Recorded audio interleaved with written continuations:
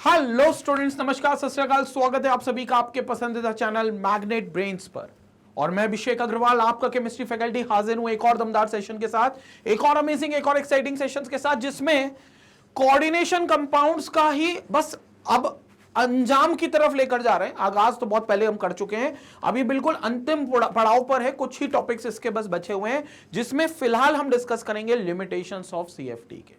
यानी कि जो क्रिस्टल फील्ड थ्योरी हमने पढ़ी है, उस क्रिस्टल फील्ड थ्योरी से कई चीजें हमें पता चली है। हमें पता चला है भैया मैग्नेटिक प्रॉपर्टी क्या होती है, हमें पता चला है भैया स्ट्रॉन्ग लिगेंड वीक लिगेंड कौन होते हैं, हमें पता चला है भैया कि कलर क्यों दिखता है कोऑर्डिनेशन कंपाउंड्स का। तो इतनी सारी चीजें हमें क्रिस्टल फील्ड थ्योरी ने बताई है, तभी तो उसको हमने सर आंखों पर बिठा कर रखा है भाई। लेकिन आपको यह भी पता होना चाहिए कि क्रिस्टल फील्ड थ्योरी के पास कुछ ऐसी प्रॉपर्टीज का मतलब कुछ ऐसी चीजें भी हैं जो क्रिस्टल फील्ड थ्योरी जिसका आंसर नहीं कर पाती। कई ऐसी प्रॉपर्टीज होती है कोऑर्डिनेशन कंपाउंड्स में जिसका क्रिस्टल फील्ड थ्योरी आंसर नहीं दे पाती, उसके बारे में डिफाइन नहीं कर पाती, जो बन जाती हैं क्रिस्टल फील्ड थ्योरी की लिमिटेशंस, जो बन जाती है क्रिस्टल फील्ड थ्योरी का एक तरीके से कहना चाहिए कि ये उसकी कमी बन जाती है, शॉर्ट कमिंग्स, शॉर्ट फाइंडिंग्स बन जाती है कि यार ये वो चीजें हैं जो क्रिस्टल फील्ड थ्योरी नहीं बता पाया। तो क्या है वो चीजें, कौन सी प्रॉपर्टीज हैं जो ऐसी जो कॉम्प्लेक्स कंपाउंड्स में होती हैं but crystal field theory define नहीं कर पाता, उसको हम पढ़ेंगे लिमिटेशंस ऑफ सीएफटी में। ठीक है, बाकी ये वीडियो आप YouTube चैनल पर देख रहे हो तो मेरी दरख्वास्त है कि आप इसको वेबसाइट पर भी जाकर देखो, जो मैग्नेट ब्रेन्स की वेबसाइट है magnetbrains.com, वहां पर भी ये वीडियो अवेलेबल है और वहां पर बहुत स्ट्रक्चर्ड और ऑर्गेनाइज्ड वे में पूरा कोर्स बल्कि कहना चाहिए अवेलेबल है। क्योंकि देखो यहां पर YouTube पर तुम्हें अगला वीडियो हो सकता है ढूंढना पड़ जाए अगर तुम्हें प्लेलिस्ट नहीं मिली है तो, या पूरे चैप्टर के कुछ इसके पहले का वीडियो तुम्हें ढूंढना पड़ जाए। लेकिन जब तुम वेबसाइट पर जाते हो तो आपको एक स्ट्रक्चर्ड और ऑर्गेनाइज्ड वे में कोर्स मिलता है। आपको बस वहां अपनी क्लास सेलेक्ट करनी है, सब्जेक्ट सेलेक्ट करना है और पूरा कोर्स आपको चैप्टर वाइज मिल जाएगा। चैप्टर पे क्लिक करोगे, पूरे टॉपिक वाइज लिस्टिंग आएगी सीक्वेंस में, एक एक टॉपिक देखते जाओगे, पूरा चैप्टर आपका कंप्लीट होगा। और सबसे अच्छी बात, कोई भी सब्सक्रिप्शन नहीं लेना, कोई भी पैकेज नहीं खरीदना, क्योंकि 100% फ्री ऑफ कॉस्ट आपको मिलता है पूरे तरीके से ये सारे लेक्चर्स, वेबसाइट पर भी और यूट्यूब चैनल पर। तो भैया जितना हो सके चैनल के बारे में लोगों को स्प्रेड करें, लोगों को इन्वेस्ट करें। अगर आप कुछ चाहते हो अपनी तरफ से कंट्रीब्यूट करना, तो सबसे अच्छा कंट्रीब्यूशन यही है कि लोगों को शेयर करें चैनल के बारे में। ठीक है, लोगों को बताएं। चले तो let's talk about limitations of crystal field theory. कौन कौन सी बातें जो क्रिस्टल फील्ड थ्योरी से नहीं पता चलती है, जो लिमिटेशन बन जाती है, जिसमें पहली बात करते हैं हम, the crystal field theory can explain the spectra of the metal ions and complexes on the assumption that these arises from the transition of electrons from lower energy d orbitals to higher energy d orbitals। Spectra जो metal ions में होता है, जो VIBGYOR में एक particular radiation को वो absorb करेगा विजिबल रेंज में और उसके कॉम्प्लीमेंट्री रेडिएशन को एमिट करेगा, जो कलर वाला फंडा हमने देखा था, वो तो एक्सप्लेन कर सकता है कौन, सीएफटी, क्योंकि उसमें क्लियर होता है कि इलेक्ट्रॉन एक्साइट होता है from the lower energy d orbital to the higher energy d orbital. However, the position and intensities of spectral bonds calculated on the basis of crystal field theory do not always coincide with that determined experimentally। हालांकि जो spectral lines की positions और intensity है, intensity मतलब जैसे red colour निकल गया, मतलब उस कॉम्प्लेक्स का रेड कलर है, अब उसका पेल रेड कलर है या ब्राइट रेड कलर है, इसके बारे में कुछ नहीं बताता। येलो कलर निकल गया तो पेल येलो निकला या डार्क येलो निकला, इस इंटेंसिटी के बारे में हमें क्रिस्टल फील्ड थ्योरी नहीं बताती है। तो colour of the coordination compound जरूर हमें बताते हैं, स्पेक्ट्रल लाइंस क्यों बनती है, स्पेक्ट्रा क्यों दिखता है, ये हमें जरूर बताता है क्रिस्टल फील्ड, क्योंकि इलेक्ट्रॉन्स लोअर एनर्जी से हायर में जाता है, वापस हायर से लोअर में आता है, लेकिन वो स्पेक्ट्रा की पोजीशन और स्पेक्ट्रा की इंटेंसिटी ये हमें नहीं पता चलती क्रिस्टल फील्ड थ्योरी से। तो वो क्रिस्टल फील्ड थ्योरी का पहला लिमिटेशन बन जाएगा, नॉट द ड्रॉबैक बट पहला लिमिटेशन बन जाएगा। देखो लिमिटेशन और ड्रॉबैक में अंतर क्या आपको ये समझना होगा। लिमिटेशन का मतलब होता है कोई चीज पूरी तरीके से नहीं बताई गई है, जैसे कोई थ्योरी है उसने बहुत सारी चीजें एक्सप्लेन कर दी, लेकिन उन सारे एक्सप्लेनेशन का एक दायरा है, एक लिमिटेशन है कि यहां तक वो अप्लाई हो सकती है, इसके बियॉन्ड वो नहीं गई है, तो वो बन जाती है उसकी लिमिटेशन। जैसा अपन कहते हैं ना कुएं का मेंढक, उसकी लिमिट इतनी है कि कुएं में ही घूमता रहेगा। ड्रॉबैक का मतलब क्या है? ड्रॉबैक किसी थ्योरी का कब होता है? जब किसी थ्योरी ने कोई क्लेम किया हो कि ऐसा होता है लेकिन वो बात गलत निकली हो, तो मतलब दैट बिकम्स द ड्रॉबैक, कि ऐसा तो नहीं होता भाई, गलत हो गया। जैसे रदरफोर्ड मॉडल था, तो रदरफोर्ड मॉडल के हमने ड्रॉबैक्स पढ़े, क्यों? क्योंकि रदरफोर्ड मॉडल में कई चीजें गलत ही बताई गई थी, तो ड्रॉबैक्स हो गया। जैसे पीरियोडिक टेबल में अगर मैं बात करूं आपसे, तो पीरियोडिक टेबल में हम मेंडलीफ के पीरियोडिक टेबल के ड्रॉबैक्स पढ़ते हैं, क्योंकि मेंडलीफ का पीरियोडिक टेबल जो लॉ पे चला है वो गलत लॉ था, ठीक है, तो वो लॉ मेंडलीफ पीरियोडिक लॉ गलत था, तो वो क्या हो गया? ड्रॉबैक हो गया। लेकिन अगर बोहर के मॉडल की बात करो आप एटॉमिक स्ट्रक्चर में, तो बोहर का मॉडल का आप ड्रॉबैक नहीं पढ़ोगे, बोहर की मॉडल की आप लिमिटेशंस पढ़ोगे, क्योंकि जितनी बातें बोहर ने करी सब सही करी, उसमें कोई गलत नहीं था। लेकिन उनका प्रॉब्लम यह था कि उनने सिर्फ सिंगल इलेक्ट्रॉन स्पीशीज पर वो मॉडल अप्लाई किया, हाइड्रोजन या हाइड्रोजन जैसे, तो ये उसकी लिमिटेशन बन गई। This becomes the limitation.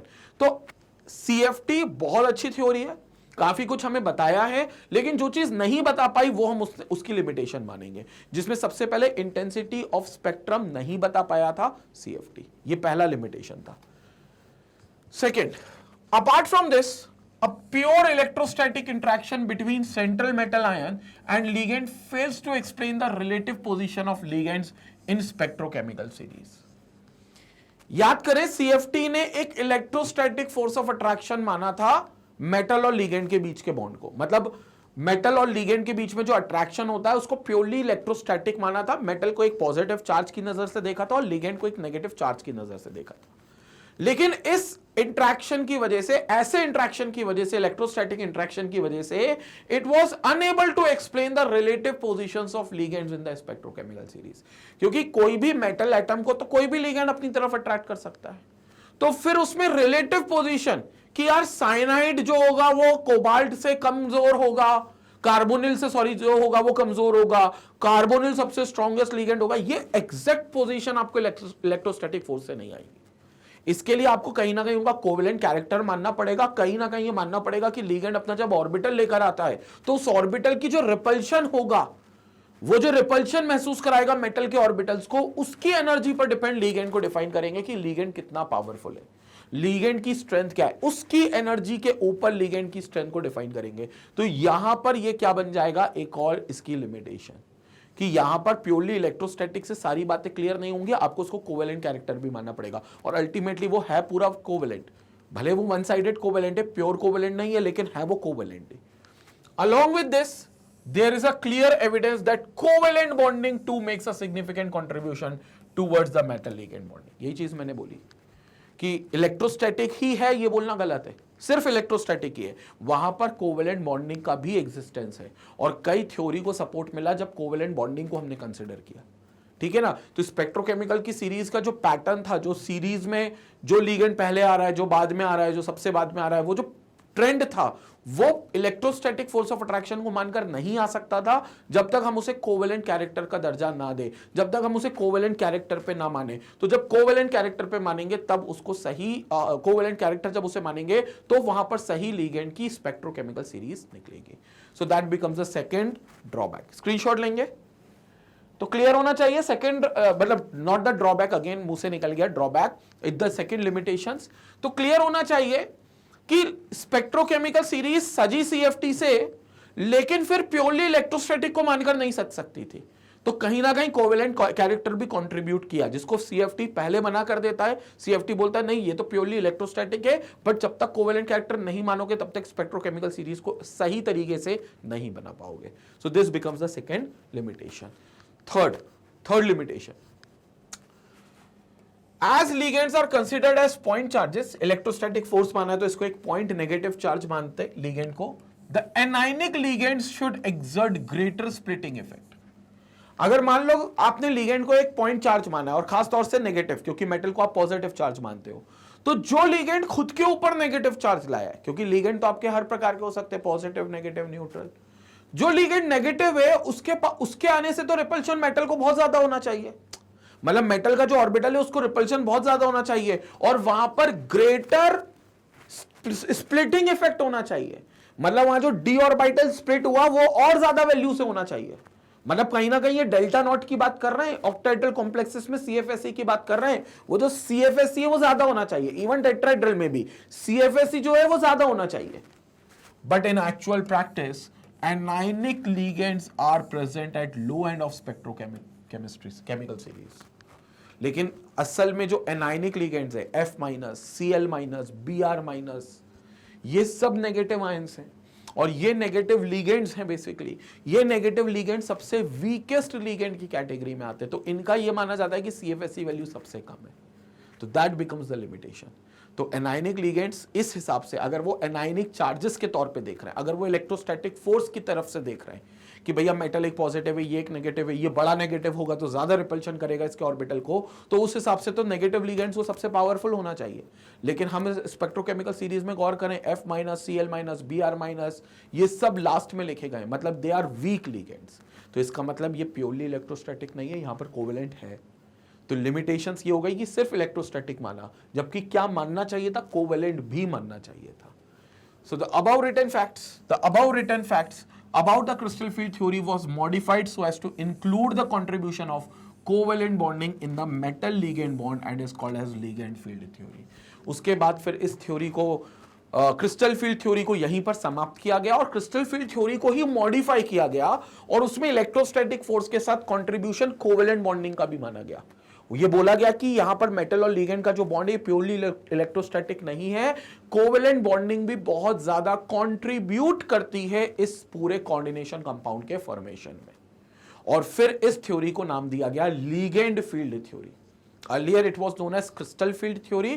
Crystal field theory को मॉडिफाई किया गया, कोवेलेंट बॉन्डिंग के कंट्रीब्यूशन को कंसीडर किया गया और फिर थ्योरी का नाम बदल के कर दिया गया लिगेंड फील्ड थ्योरी, विच अज्यूम्स, ध्यान से सुनेंगे, which assumes that the extent of covalent character in metal ligand bond is generally low as compared to the extent of ionic character। और यह माना गया कि कोवेलेंट कैरेक्टर का भी कंट्रीब्यूशन है, कोवेलेंट बॉन्डिंग का भी कंट्रीब्यूशन है, however the extent of covalent bonding is lesser than the extent of ionic character. Ionic character ज्यादा है लेकिन एग्जिस्टेंस है, किसका एग्जिस्टेंस है, कोवेलेंट बॉन्डिंग का, of the bond. That means the conclusions arrived by the crystal field theory are still valid to a larger extent. इसलिए crystal field theory से जो चीजें पता चली हैं वो आज भी वैलिड है, क्योंकि मोर और लेस इसके पास कोवेलेंट कैरेक्टर जो होगा वो कम होगा और जो आयोनिक कैरेक्टर होगा वो ज्यादा होगा। तो क्रिस्टल फील्ड थ्योरी ज्यादा डोमिनेटिंग होगी, बट यस बिल्कुल भी कोवेलेंट कैरेक्टर ना हो ऐसा भी नहीं है, इसलिए कोवेलेंट कैरेक्टर को भी कंसीडर किया गया और उस कोवेलेंट कैरेक्टर की वजह से क्रिस्टल फील्ड थ्योरी को मॉडिफाई कर दिया गया और लिगेंड फील्ड थ्योरी बनाया गया। लेकिन जो लिगेंड फील्ड थ्योरी ने कंक्लूजन ड्रॉ करे उससे ज्यादा कंक्लूजन क्रिस्टल फील्ड ने ड्रॉ किए थे। तो क्रिस्टल फील्ड और लिगेंड फील्ड के दोनों के कॉन्ट्रीब्यूशन हम मानते हैं, दोनों के कंक्लूजन्स को हम पढ़ते हैं। हालांकि conclusions drawn from crystal field theory are more dominating than the conclusions drawn from ligand field theory. मतलब मान लो इन्हें 4 चीजें बताई क्रिस्टल फील्ड ने, तो लिगेंड ने 2 ही चीजें बताई, ठीक है, कोवेलेंट बॉन्डिंग को कंसीडर करके। बट ठीक है, दो चीजें जो बताई वो भी एड ऑन थी ना, 4 के में 2 ऐड कर दिए तो वो बढ़ी गई ना चीजें। तो ठीक है, क्रिस्टल फील्ड थ्योरी ज्यादा डोमिनेटिंग है क्योंकि उसने ज्यादा चीजें एक्सप्लेन करी इलेक्ट्रोस्टैटिक को मान के, लेकिन कोवेलेंट के कैरेक्टर को भी मान के, को भी बोल रहा हूं मैं, कोवेलेंट कैरेक्टर को मान के नहीं, कोवेलेंट कैरेक्टर को भी मानकर वहां पर 2 और चीजें पता चली, तो ये थ्योरी दे दी गई लिगेंड फील्ड थ्योरी। ठीक है, बस लिगेंड फील्ड थ्योरी फिर इसके आगे नहीं है, मतलब यहां पर हमारे पास यहां पर पूरा पार्ट थ्योरी का पार्ट जो होता है वो पूरी तरीके से कंप्लीट हो जाता है। एक बार आप स्क्रीनशॉट ले लें फिर आगे चर्चा करते हैं। So this becomes the limitations of crystal field theory। भैया यहां पर पूरी तरीके से हमने लिमिटेशंस देख लिए, पूरी तरीके से हमने समझ लिया कि क्रिस्टल फील्ड थ्योरी ने क्या कमी रखी थी और कैसे उस कमी को लिगेंड फील्ड थ्योरी में दूर किया गया है। ठीक है, यहां पर हमारी थ्योरी का पार्ट पूरी तरीके से कंप्लीट होता है। नेक्स्ट वीडियो में हम लोग जो बात करेंगे वो कुछ स्पेशल जो लिगेंड्स होते हैं, कार्बोनिल जैसे बोला जाता है, CO जिसको बोला जाता है, कार्बन मोनोऑक्साइड भी कई बार बोलते हैं इसको, उसका बॉन्डिंग मेटल के साथ कैसा होता है, बॉन्डिंग इन मेटल कार्बोनिल्स, वो वाला वीडियो बड़ा एक्सक्लूसिव होगा। उस वीडियो को हम देखेंगे जो जस्ट इसके बाद हम लोग पढ़ने वाले हैं। बाकी आपको पता है मैग्नेट ब्रेन्स के प्लेटफॉर्म पर शायद ही ऐसा कोई कोर्स होगा, शायद ही ऐसा कोई एग्जाम का सिलेबस होगा जो आपको नहीं मिलता। क्योंकि अगर आप नर्सरी से लेकर 12 तक किसी भी क्लास के किसी भी सब्जेक्ट को पढ़ना चाहते हैं, चाहे सीबीएसई लेवल पर पढ़ना चाहो, चाहे स्टेट बोर्ड के लेवल पर पढ़ना चाहो, पूरी तरीके से यूट्यूब चैनल और वेबसाइट पर अवेलेबल है। इसके अलावा अगर आप NTSC, Olympiad, CUET, IIT, JEE, NEET या गवर्नमेंट सेक्टर के exams, banking and insurance, RRB, SSC, UPSC, JAIIB, CAIIB, इनमें से किसी भी एग्जाम की तैयारी कर रहे हो तो कंप्लीट एक्सक्लूसिव सिलेबस, पूरा सिलेबस जो है वो अवेलेबल है यूट्यूब चैनल के साथ साथ मैग्नेट ब्रेन्स की वेबसाइट magnetbrains.com पर। बल्कि आप वेबसाइट पर आते हो तो आपको एक एक्स्ट्रा एज मिलता है, यहां पर आपको भटकना नहीं पड़ेगा, क्योंकि यहां पर आपको पूरा थ्योरी लेक्चर्स मिल जाएंगे। थ्योरी लेक्चर्स के साथ आपको एनसीईआरटी की क्वेश्चन सॉल्विंग मिल जाएगी, एनसीईआरटी के एग्जाम्पलर्स मिल जाएंगे, सीबीएसई के सैंपल पेपर्स मिल जाएंगे, प्रीवियस ईयर क्वेश्चंस पेपर मिल जाएंगे सॉल्व करे हुए। वन स्टॉप सोल्यूशन है, मतलब एक तरीके से पूरा ऑनलाइन टेस्ट सीरीज मिल जाएगा। लाइव डाउट क्लियरिंग सेशंस के लिए आप यहां से एंट्री ले सकते हो। मतलब एक पूरा एक जगह पर जहां सारी चीजें मिल जाए, वन स्टॉप सोल्यूशन, वो आपका वेबसाइट है, जहां पर सारे लेक्चर्स आप मोबाइल से, लैपटॉप से, टैबलेट से, डेस्कटॉप से, आप किसी भी डिवाइस से देख सकते हो। जरूरी नहीं कि वेबसाइट है तो वेब पे जाकर खोलना है, आप मोबाइल से भी आप इसको ओपन कर सकते हो। और सबसे अच्छी बात, कोई फीस नहीं है, कोई कूपन कोड नहीं है, कोई पैकेज नहीं खरीदना, कोई सब्सक्रिप्शन नहीं लेना, 100% फ्री एजुकेशन है। जैसे आप यूट्यूब चैनल पर आप देखते हो बिल्कुल फ्री, वैसे आप मैग्नेट ब्रेन्स पर 100% फ्री देख सकते हो। और अभी तो नया फीचर भी आ गया भैया बुक्स का, ई बुक्स को फॉर्म में आप डाउनलोड कर सकते हो, या बुक्स की अगर हार्ड कॉपी मंगाना चाहते हो तो वेबसाइट से सीधे ऑर्डर करके आप हार्ड कॉपी मंगा सकते हो। ये वही बुक्स हैं जो आप पूछते थे ना कि सर 11th केमिस्ट्री के लिए मैं कौन सी बुक को फॉलो करूं, सर 12th के लिए मैं कौन सी केमिस्ट्री की बुक को फॉलो करूं, आईआईटी जेईई के लिए मैं किस बुक को रेफर करूं। तो अब आपको वो हेडेक खत्म, क्योंकि मैग्नेट ब्रेन्स की तरफ से अब आपको बुक्स भी मिलती हैं, हार्ड कॉपी आप बिल्कुल ऑर्डर कर सकते हो। उसके लिए आपको डिस्क्रिप्शन में एक लिंक दिया हुआ है, इसी वीडियो के डिस्क्रिप्शन में जाओगे तो आपको एक लिंक दिया हुआ है, उस लिंक पर क्लिक करोगे, आप वेबसाइट पर पहुंचोगे, एक्सप्लोर करो और वहीं से बुक्स को ऑर्डर भी करें। तो भैया अल्टीमेटली सारी चीजें आपके पास free of education, free of cost आपको मिलती हैं। तो आपको बस छोटा सा इन्वेस्टमेंट, ये छोटा सा कंट्रीब्यूशन अपनी तरफ से कहना चाहिए, ये करना है कि आपको लोगों तक ये सारी जानकारी पहुंचानी है। जितने आपने व्हाट्सएप ग्रुप बनाए, जितने टेलीग्राम चैनल बनाए, जितने आपके school mates, batchmate, colony mates या जितने आपके इंडिविजुअल ग्रुप्स हैं, उन सब पर जाकर ये चीजें शेयर करनी है, वेबसाइट का लिंक शेयर कर देना है और लोगों को अवेयर करना है। इसी तरीके से मैग्नेट ब्रेन्स को अपना प्यार और सपोर्ट देते रहें। Stay tuned, stay connected. Thank you.